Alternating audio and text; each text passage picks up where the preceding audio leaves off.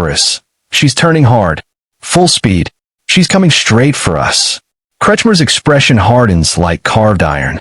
Of course she is. They struck one wolf. Now the other comes for revenge. He speaks with calm resolve. Dive. Now. The order hits the boat like lightning. Flood negative ballast. Hard down angle.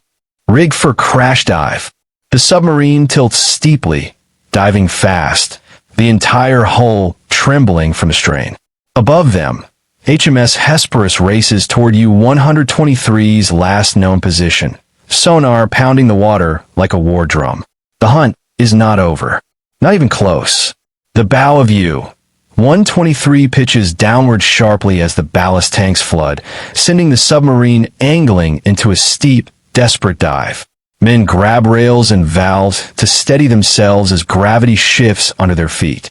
The steel hull groans, louder than before, as if warning them that it can take only so much more strain. Kretschmer keeps his stance rigid, one hand braced on the periscope column.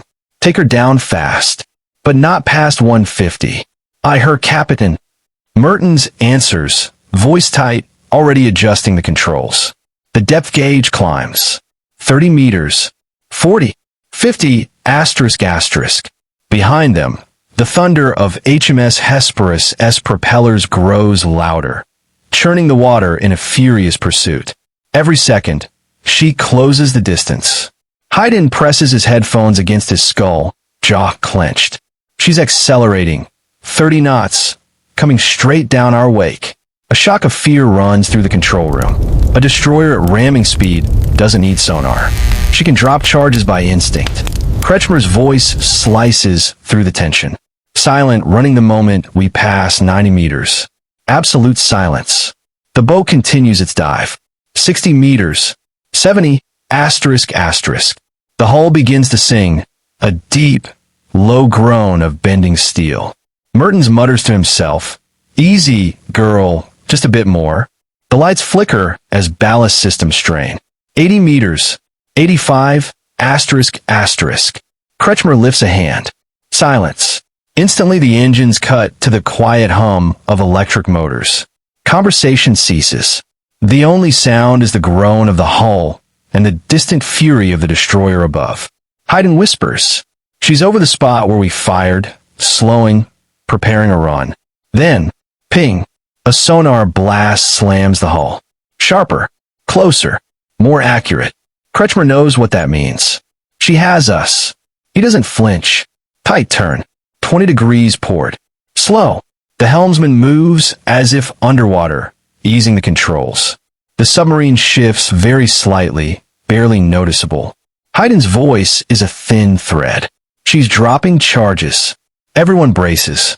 For one horrifying heartbeat, the world is perfectly still. Then, KRAEHOM.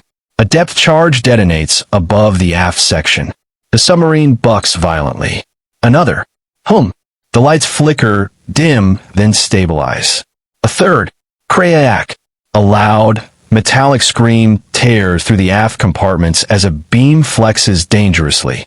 Pressure hull strain, someone shouts. Minor flooding in compartment 5. Pumps holding for now. Kretschmer steadies himself on a support beam, his knuckles bloodless. Haydn listens again, face pale. She's circling for another run, closing fast. Vogel wipes sweat from his brow. Her captain, we can't sustain another run. Not at this depth. Kretschmer turns slowly to his officers. There's only one move left to us. They look at him, waiting. Our only chance is to go deeper. A chill grips the control room. Merton stares at him as if he's heard a death sentence. Her captain, the hull is rated for 150 at best. Past 160. It holds or it doesn't, Kretschmer replies quietly. But staying here guarantees our death. He looks at his men, exhausted, bruised, drenched in sweat and seawater. You know the sea. You know the odds. But you also know this boat. She's strong. Stronger than they think. No one moves. No one objects. They trust him, even if the next order may kill them all. Kretschmer breathes once, slow, calm. Take her down. The ballast floods. The submarine tilts steeper. 100 meters. The hull creaks, louder than ever. 110. Pipes rattle violently. 120. A bolt snaps overhead, sparking briefly. 130. Men glance nervously at each other. This is the edge of the abyss. 140. Merton's voice cracks. Hulls holding barely. Above them, HMS Hesperus roars across the surface, preparing another run. But the U-boat is no longer where she expects it to be. 150. The hull shudders. Groans. Protests. 155. Level her out. Kretschmer orders sharply. Mertens adjusts the tanks. Careful, controlled. The submarine steadies. Silence. Crushing, absolute silence. Haydn whispers, barely audible. Destroyer sonar, losing us. She's sweeping higher. She doesn't have us anymore. The men look at one another in stunned disbelief. They've slipped the noose. For the moment. But Kretschmer knows the truth. They won't evade forever. Not like this. Not while the Allies read their every signal. He inhales slowly, thinking, calculating. This battle is not just for survival. It is the first tremor of a truth that will shake the entire U-boat fleet. U-123 drifts at 155 meters, deeper than she has ever dared. The hull creaks in long, tortured groans, each one a reminder that a few millimeters of steel stand between the crew and instant annihilation. The air is thick, hot, and stale. Men breathe shallowly, try not to think about the unimaginable weight of the ocean pressing in from all sides. Yet for the first time in hours, the water above them is quiet. Haydn keeps one trembling hand on his headphones, listening for any sign of a returning destroyer. His eyes are glassy with exhaustion, but sharp with fear. She's sweeping higher, he murmurs. Propeller noise fading. Sonar pings shifting away. Vogel lets out a shaky breath. They've lost us. But Kretschmer doesn't relax. He stands motionless in the control room, staring at the depth gauge and the damage reports, knowing the stillness is fragile. Temporary. A thin sheet of ice over a black lake. Maintain silent running, he orders softly. Hold depth. Mertens nods, though every gauge in the engineering section screams danger. The hull ticks and pops, tiny, terrible sounds of metal bending at its limits. Several crew members close their eyes. Some pray. Some think of home. Others try not to think at all. Kretschmer's mind, however, is far from the silence. He steps into the shadowed corner of the control room, where the red emergency lamp casts a faint glow. Vogel follows him, careful not to disturb the men. Her captain, Vogel, whispers, "We escaped, but they should have sunk us. Their precision, their timing, it was too perfect." Kretschmer nods slowly. It wasn't their sonar, he murmurs. It wasn't chance. It wasn't luck. He looks toward the radio compartment, where Radio Man Weiss still sits rigidly at his station, staring at the silent Enigma machine like it might suddenly leap to life and reveal all its secrets. "It was us," Kretschmer says. "Our messages. Our signals." Vogel swallows hard. "You truly believe it then? The Allies, they're reading Enigma." Kretschmer's eyes flash in the dim light. "I don't know how. I don't know when, but every instinct I have tells me this. Someone, somewhere, has opened the door into our most guarded secrets." He steps closer, voice low and sharp. "Think of it, Hans.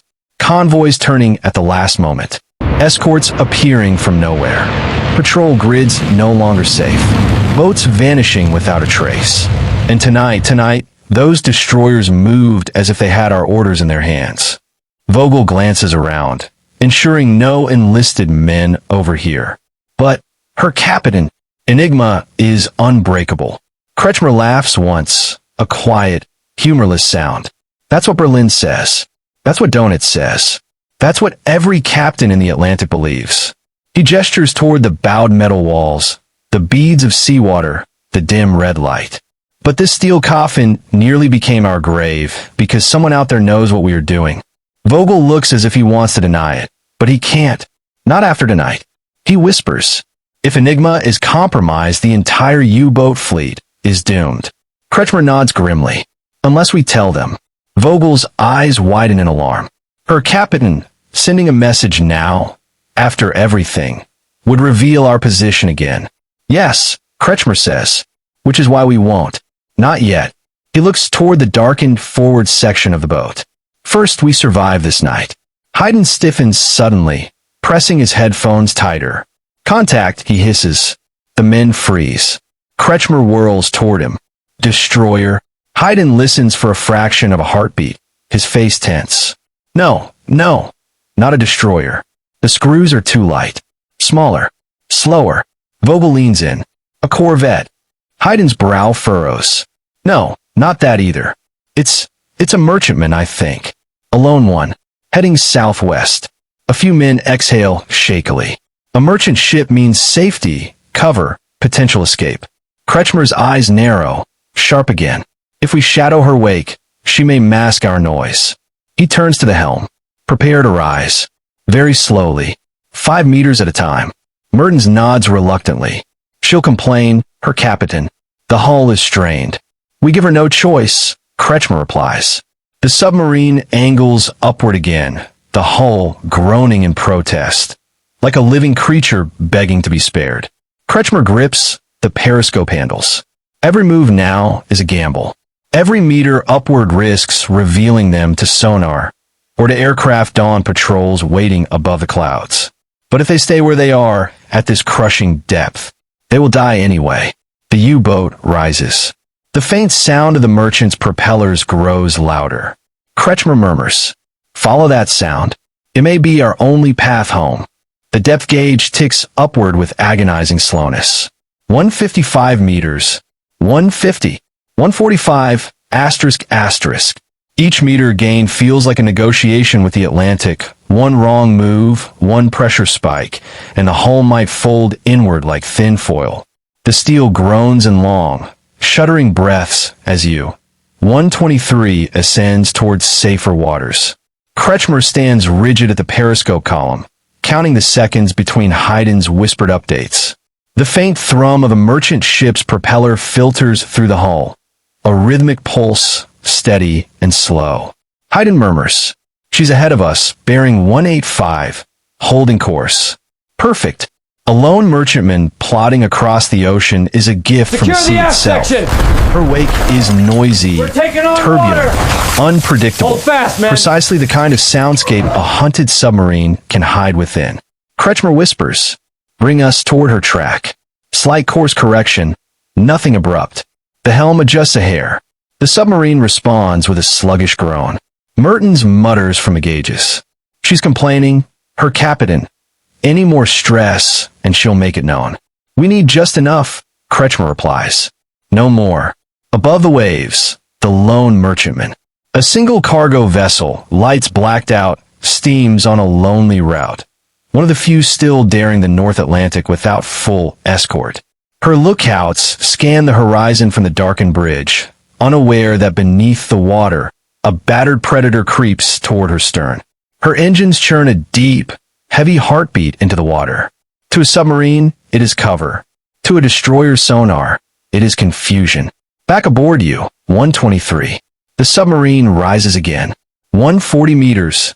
135, ***. Haydn's voice drifts from the sound room. Merchant screws louder now, almost on top of us. Kretschmer nods. Good. We stay behind her. Not too close. Let her mask our noise. Vogel leans over the chart table, whispering. Her captain. What if the destroyers return to her area? Kretschmer's gaze hardens. Then we let the merchant ship take the blame for the noise. A few men glance up,